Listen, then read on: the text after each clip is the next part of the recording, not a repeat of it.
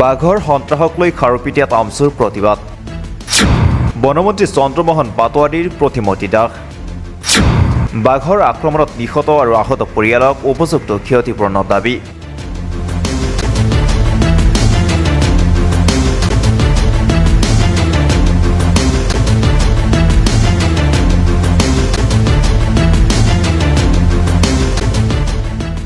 কেইবাদিন ধৰি ওৰাং ৰাষ্ট্ৰীয় উদ্যানৰ পৰা ওলাই অহা বাঘে সন্ত্ৰাসৰ সৃষ্টি কৰিছে খাৰুপিটিয়া দলগাঁও অঞ্চলত আজিলৈকে বাঘটোক পিঞ্জৰাবদ্ধ কৰিবলৈ সক্ষম নহ'ল বন বিভাগে আজি বনমন্ত্ৰী চন্দ্ৰমোহন পাটোৱাৰীৰ বিৰুদ্ধে খাৰুপিটিয়াত আমচুৱে তীব্ৰ প্ৰতিবাদ সাব্যস্ত কৰে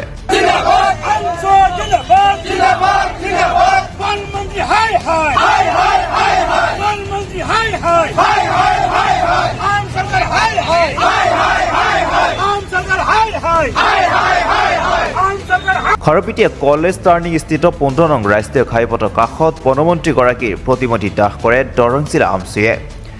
উল্লেখ্য যে ওৰাং ৰাষ্ট্ৰীয় উদ্যানৰ পৰা ওলোৱা বাঘে ইতিমধ্যে 3জনকৈ ব্যক্তিক আক্ৰমণ কৰি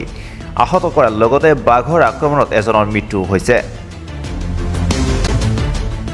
আজিও দলগাঁৱৰ কাছমাৰী সোণাৰীগাঁৱত বাঘৰ আক্ৰমণত গুৰুতৰভাৱে আহত হয় জাহিদ আলী নামৰ এজন ব্যক্তি ধান কাটি থকা অৱস্থাতে পিছফালৰ পৰা বাঘে আক্ৰমণ কৰি গুৰুতৰভাৱে আহত কৰে জাহিদ আলীক সংকটজনক অৱস্থাত গুৱাহাটী চিকিৎসাধীন হৈ আছে খেতিয়ক জাহিদ আলী বাঘৰ ভয়ত দিন অতিবাহিত কৰিবলগীয়া হৈছে খাৰুপিটিয়া দলগাঁওবাসী ৰাইজে জিলা প্ৰশাসনেও এই ক্ষেত্ৰত বিশেষ গুৰুত্ব প্ৰদান নকৰাৰ অভিযোগ আমচুৰ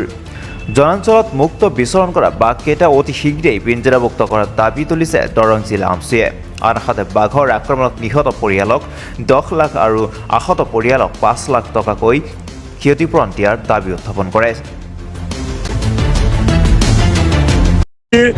আপোনাৰ বাঘে মুক্ত বিচৰণ কৰিছে ইতিমধ্যে এজন মানুহৰ মৃত্যু হৈছে আৰু কেইবাজনো গুৰুতৰভাৱে আহত হৈছে কিন্তু বন বিভাগে আজিৰ তাৰিখলৈকে বাঘ কৰায়ত্ব কৰিব পৰা নাই বা তেনেকুৱা কোনো তৎপৰতা দেখুওৱা নাই আৰু আজি ৰাতিপুৱাও এজন ব্যক্তিক আক্ৰমণ কৰিছে তেওঁ গুৰুতৰভাৱে আহত হৈ হস্পিটেলত ভৰ্তি হৈ আছে গতিকে মানুহ আতংকিত হৈছে আৰু এই বিষয়টো লৈ আমি জিলা আয়ুক্ত মহোদয়ক ইতিমধ্যে লিখিত আকাৰে আপোনাৰ আমি অভিযোগ দাখিল কৰিছোঁ জিলা আয়ুক্ত ডাঙৰীয়াও তেনেকুৱা ধৰণৰ ব্যৱস্থা গ্ৰহণ কৰা আমি দেখা নাই গতিকে আজি আমি দৰং জিলা আমচুৱে আপোনাৰ ছাত্ৰ সমাজ লৈ আজি আমি গণতান্ত্ৰিক আন্দোলন কৰিছোঁ আজি আমি বনমন্ত্ৰী ডাঙৰীয়াৰ প্ৰতিমূৰ্তি দাহ কাৰ্যসূচী গ্ৰহণ কৰিছোঁ যে অতি শীঘ্ৰে আমাৰ কেইটা বাঘ ওলাই আহিছে আপোনাৰ ওৰাং অভয়াৰণ্যৰ পৰা এই কথাটো আজিলৈকে বন বিভাগে তেওঁলোকে প্ৰকাশ কৰিব পৰা নাই গতিকে ৰাইজ আতংকিত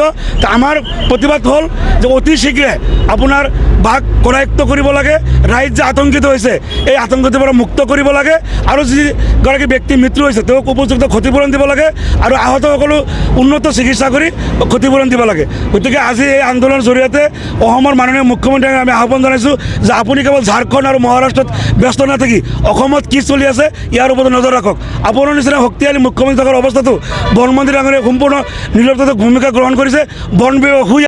আৰু তাৰ বাবে আজি দলগাঁও দৰঙৰ ৰাইজ আতংকিত হৈ পৰিছে বাঘৰ কাৰণে বনমন্ত্ৰী চন্দ্ৰমোহন পাটোৱাৰী ডাঙৰীয়াৰ প্ৰতিমূৰ্তি দাহ কাৰ্যসূচী গ্ৰহণ কৰা হৈছে আপোনালোকে ইতিমধ্যেই গম পাইছে যে দুদিনমান আগতে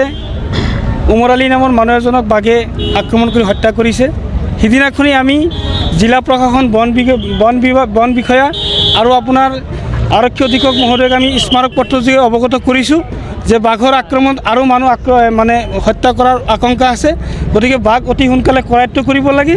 মানুহৰ জীৱনৰ নিৰাপত্তা সুনিশ্চিত কৰিব লাগে আৰু বাঘৰ আক্ৰমণত নিহত পৰিয়ালক 10 লাখ টকা আৰু আহত পৰিয়ালক 5 লাখ টকা ক্ষতিপূৰণ দাবী কৰি আমি ইতিমধ্যে স্মাৰক পত্ৰ প্ৰদান কৰিছিলোঁ কিন্তু দেখা গ'ল যে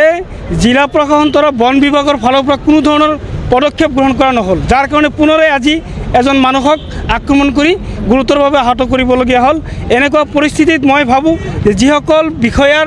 গাফিলতিৰ কাৰণে আজি মানুহসকলৰ জীৱন আৰু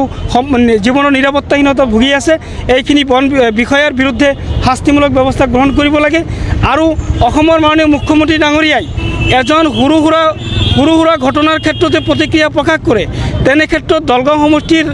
এজন মানুহক বাঘে আক্ৰমণ কৰি হত্যা কৰাৰ পিছত দুজনকৈ মানুহক আহত কৰাৰ পিছতো কোনো ধৰণৰ প্ৰতিক্ৰিয়া প্ৰকাশ কৰা নাই। আমি অনুমান কৰিছোঁ যে এই অঞ্চলটো সংখ্যালঘু অধ্যুষিত অঞ্চল হোৱাৰ কাৰণেই তেখেতে বা বনমন্ত্ৰী ডাঙৰীয়াই এনেকুৱা ধৰণৰ গুৰুত্ব দিয়া নাই নেকি। গতিকে আজি আপোনালোকৰ